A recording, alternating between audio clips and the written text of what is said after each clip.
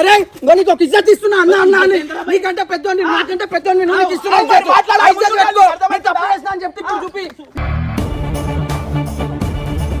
ఒక్క నిమిషం నిజం ఎవరో కూడా చెప్తలేరు. నిజం తెలిసా ఒక రోజు నిజం తెలిసిన రోజు ఎవరైతే నన్ను కొట్టిరు నువ్వు వాళ్ళ మీద నువ్వు యాక్షన్ తీసుకోవాలని అంతే అన్న. నేను ఏం కొట్టాలా ఎవరితో ఏం ఇక మొదలెడదామా. రాబోయే రోజుల్లో మనకు బ్యాడ్ పేరు ఎందుకు మనం వేసింది లేదు ఏం అది చేసింది లేదు. ఉట్టి కొట్లాట సీరియస్ గా చెప్తున్నా ఛానల్ నుంచి తీసేద్దామని అనుకుంటున్నాం. వాడు కూడా డిసైడ్ చేసింది. చెప్పు రాబోయ్.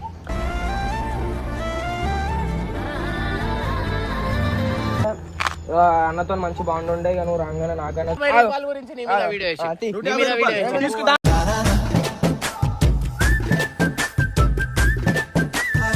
అమ్మాయిడు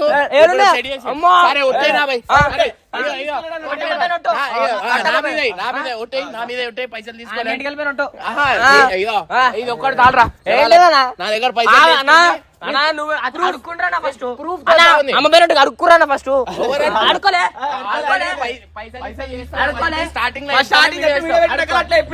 ఏడుస్తున్నాడు. అరే అట్లా ఏడుస్తే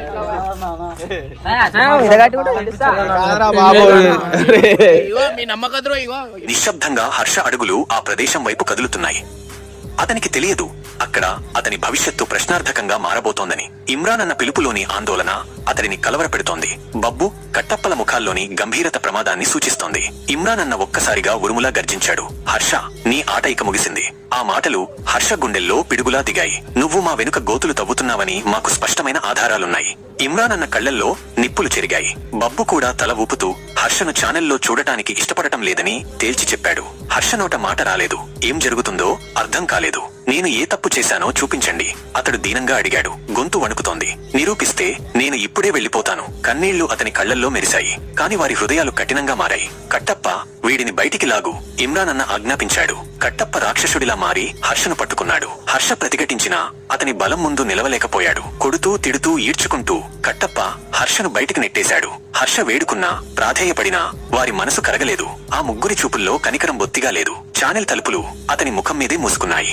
ఒంటరిగా అవమానంతో, భవిష్యత్తుపై ఒక పెద్ద ప్రశ్నార్థకంతో హర్ష నిలబడిపోయాడు. హర్ష వారి మాటలు నమ్మి భయపడ్డాడు. కన్నీళ్లు కూడా పెట్టుకున్నాడు. చివరి క్షణంలో ఇదంతా రివెంజ్ ప్రాంక్ అని చెప్పడంతో హర్ష ఒక్కసారిగా షాకు గురయ్యాడు. ముగ్గురూ నవ్వుకున్నారు. కానీ హర్ష మనసులో మాత్రం ప్రతీకార ఆలోచన మొదలైంది.